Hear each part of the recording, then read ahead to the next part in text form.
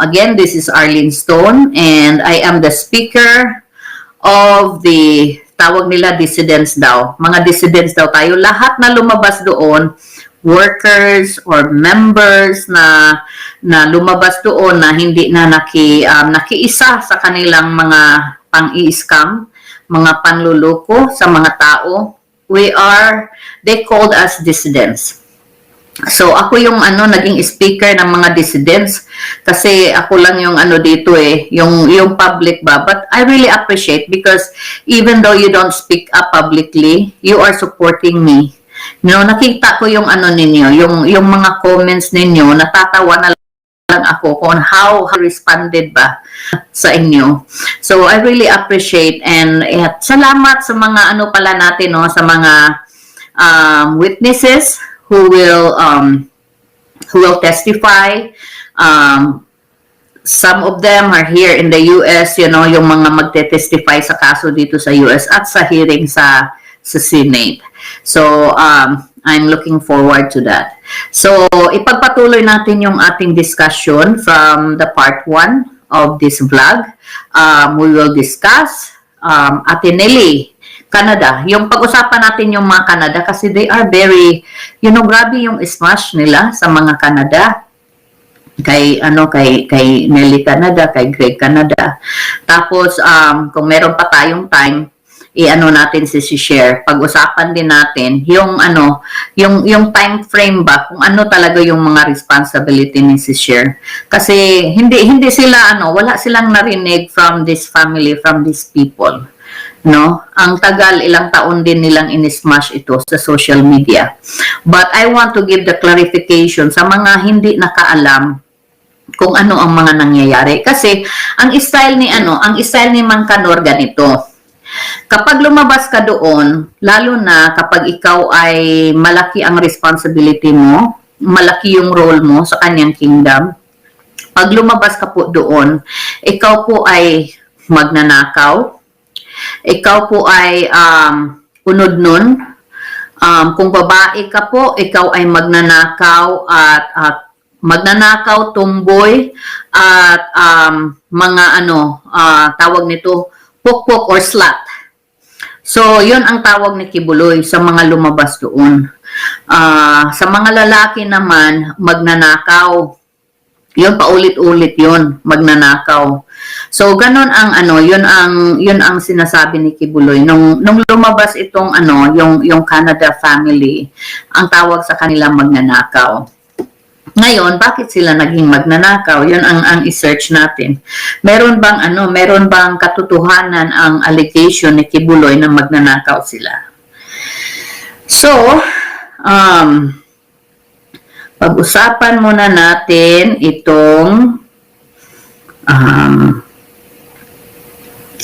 okay, asa na ba yun? Yung kay Ate Nelly na yung time frame nila. Okay. So, itong mga Canada, 20 years yung si Kuya Greg sa Villamor days. No, Villamor, yun yung time na hindi pa Kingdom of Jesus Christ. Pa sila sa UPC pa. So andoon na si Nung Greg. At yung si Ate Nelly, isa siyang OFW sa Hong Kong. She was faithful, but year 2000, yung time na pag-alis ko, nag-worker sa Ate Nelly. So, she decided to go to Davao at nag-worker ang buong family nila, no? Tapos, 10 years ago, si Kibuloy asked Greg Canada to run as barangay chairman sa Tamayong. So, ngayon, ito naman si Kuya Greg nanalo as barangay chairman. Kasi, yung mga flying voters ba, yung mga workers ni Kibuloy, ganito kasi ang style doon Nung nandoon ako, bawat election po, yung mga workers ni Kibuloy, kahit saan ka man sa panig ng mundo, pinapauwi ka po, mag-vote ka Kung meron siyang favorite na ano, na katulad nung kay Digong, nung tumatakbo si Digong as as mayor sa Davao, lahat po kami, kahit hindi ka po registered sa sa Davao, pinapapunta po ni Kibuloy sa Davao para mag-vote kay Digong, kay PRDD. So ganun po ang ginagawa niya sa mga favorite na niya, na mga tawag nito politicians, tinatawag na flying voters. So ganun po ang nangyari kay Nong Greg. So nanalo si Nong Greg doon sa sa Tamayong because ang mga registered doon mostly are workers of Kibuloy sa Tamayong. So during that time, syempre pagka kayo ay barangay captain nung may mga may mga allowance. Ang nangyayari po, yung allowance po ni Nong Greg from barangay captain, napupunta po yan kay Kibuloy. So sa kanya lahat. Tapos yung mga niya, yung mga anak ni Nong Greg, yung dalawang lawyers, si Jel tsaka si Ken, nag-graduate sila sa Ateneo. Pinaaral po sila ni Mang Kanor kasi si Ate Nelly tsaka si Nong Greg doon po nagtatrabaho sa loob ng kingdom ni Mang Kanor. Si Nong Greg Canada ay isa sa close-in bodyguard ni Mang Kanor. Siya po ay brother ni Ingrid Canada na spiritual wife ni Mang Kanor. Ang unang spiritual wife ni Mang Kanor, brother po niya si Nong Greg. Tapos, itong dalawang anak ni Nong Greg ay mga pamangkin po. Isa sa anak ni Nong Greg ay gustong maging pastoral ni Mang Kanor. Gusto ni Mang Kanor na kunin as pastoral. Alam po ni Nong Greg kung anong nangyayari sa loob ng pastoral. Kaya lumabas po sila because of these two girls, no? Na nila na mga bata, because of these lawyers. Kasi itong mga lawyers na ito, sila po yung humahawak sa kaso ni Mang Kanor, lalo na yung rape na case. Nung sila po, nung hinawakan po nila yung case na rape, during sa investigation po, na-realize po nila na hindi gawa-gawa kasi yung kapag gawa-gawa kasi hindi consistent yung affidavit. Ngayon, because they realize na hindi gawa-gawa, nag-investigate po sila sa loob mismo ng pastoral ni Mang Kanor. Yung mga pastoral po, tinatanong nila. At yung mga pastoral ay nag-confess sa kanila. Kaya, they try to convince their parents na lumabas. Ito po si Ate Nelly, hindi po alam ni Ate Nelly ang mga nangyayari sa loob ng pastoral. Kasi doon po sa kingdom, hindi po pinag-uusapan kung ano man yung mga nalalaman namin, anong nalalaman ng isa, magpamilya man kayo, mag-asawa man kayo, hindi po yan pinag-uusapan. Secret po lahat doon. Hindi po pinag-uusapan, kaya si Ate Nelly wala talagang kaalam-alam kung ano ang nangyayari, no? Ngayon, si Ate Nelly po, Nelly Canada, she was the dean of the JMC. From 2000 po, hanggang nung paglabas nila, it's 19 years na naging dean si Ate Nelly, if I'm not mistaken, no, sa JMC. So, siya yung deans doon at siya din yung nag-umpisa, nag-start ng McDonald's, tsaka yung nila, yung tawag nila yung 7-Eleven. Effort po yon ni Ate Nelly. Ngayon po, dahil itong, sabi ko nga, dahil itong dalawang anak nila na lawyers ay nag-i-investigate, kasi paano mo ipaglaban yung isang kaso kung hindi ka nag-i-investigate, diba? So as lawyer, isa po yan sa trabaho nila. Hindi naintindihan to ng mga worker eh. Kasi itong mga worker, hindi alam kung ano yung process ng investigation. So ngayon, dahil itong dalawang lawyers nag-investigate, kinonvince yung mga magulang na lumabas. Si Ate Nelly, hindi alam na ganun ang nangyayari. Si Ate Nelly ay gustong manatili pa doon. Pero itong dalawang bata, sabi nila, sige, manatili kayo dito, kami ang lalabas. Eh ayaw naman ni Nong Greg na lalabas yung kaniyang mga babae kasi si Nong Greg talaga ang kasama nila na lumaki itong dalawa. Kaya si Nong Greg ay very hands-on pagdating sa kaniyang mga anak.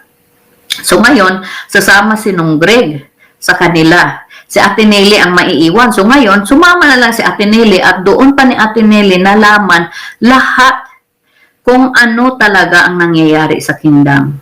Ngayon, nung lumabas po sila, imagine 30 years, more than 30 years, no, si Nong Greg na nasa kay Kibuloy. Ang dala lang po nila ay damit. Yung mga nila, yung mga regalo na galing kay Kibuloy, yung mga mamahaling gamit katulad ng baril, ni Nong Greg, katulad ng mga bags, yung mga sapatos, yung mga branded, yun po ay bininta nila para pamasahe makapunta ng ng US at para makahingi ng tulong dito. So ganun po ang stories nila. Pero ang sabi po ng kingdom, sabi po ni Kibuloy, mga magnanakaw sila. At sabi din po nila, sa side ni Kibuloy o ni Kibuloy mismo, na sila daw ang may pakana sa nangyari doon sa sa Hawaii nung nasis yung kanyang $380,000 at sa loob ng kanyang airplane. Kasama po doon si Nong Greg kasi nag-golf sila doon sa Hawaii nung time na yon. Paano mo ba masasabi na pakana nila kung kasama mo pa yung tao? So lahat ng nangyayari sa kingdom ay biniblame ni Mang Kanor sa pamilyang ito, kay Nong Greg sa mga Canada at kay si Cher. Ganon po kagalit si Mang Kanor kasi alam ni Mang Kanor na yung mga secrets niya alam ni Nong Greg. Wala mang alam si Ate Nelly, no, kasi nga sabi ko hindi sila nag-uusap, pero si Nong Greg alam niya. At si Cher din, yung anak ni Nong Greg na si Ken, ay gusto ni Mang Kanor na maging pastoral, napangasawa ni si Cher. Kaya ganon kagalit si Mang Kanor. You know, we have to broaden our mind. So yan ang side of the story nila, no? So ngayon, magkano ba yung nila, yung allowance nila? So from 2018, no, before 2018, 1,000 pesos yung kanilang monthly. Itong dalawang itong bawat isa sa kanila sa mga Canada. So 4,000 kasi apat sila no. Pero after na pumasa sila sa board, yung weekly nila ay naging 400 300 to 400 pesos weekly. Yun yung kanilang mga sahod as lawyer na Kibuloy. Pero si Jay, no, sabi ni Jay, 1 million daw yung niya, yung monthly niya para maging tawag nito, consultant ni Kibuloy. So magkano kaya yung yung bayad ng mga lawyers ni Kibuloy ngayon sa SMNI? Bakit yung dalawang lawyers dito 300 to 400 weekly? No, nakakatawa ba? So gayon, yan po ang stories nila at while nandoon po sila sa kingdom, kasi ang style ni Kibuloy, pinapangalan yung mga properties kung sino-sinong pangalan. Kasi ayaw niyang ipangalan sa buong organization. Ang pagkakaalam ko po, ang proper way of doing, if you are a man of principles at honest po tayo, yung mga properties ng isang organization ay ipapangalan po yan sa organization, di ba? Pero iba po doon kay Mang Kanor. Pinapangalan po yan sa iba't ibang individual. At yung ibang properties po ay nakapangalan sa kanila, sa itong mga Canada na to. You know, may mga properties na nakapangalan kay Greg Canada, may properties na nakapangalan kay Ate Nelly, kay Jill at kay Ken. At kay yung ewan ko kung kay si Cher kung meron o wala. Pero ang alam ko sa mga Canada, may mga nakapangalan sa kanila, no? So ngayon, nung umalis tong mga to, kasi nakapangalan sa kanila yung ibang properties, galit na galit si Kibuloy. Kasalanan ba nila kung pinangalan sa kanila yung mga properties?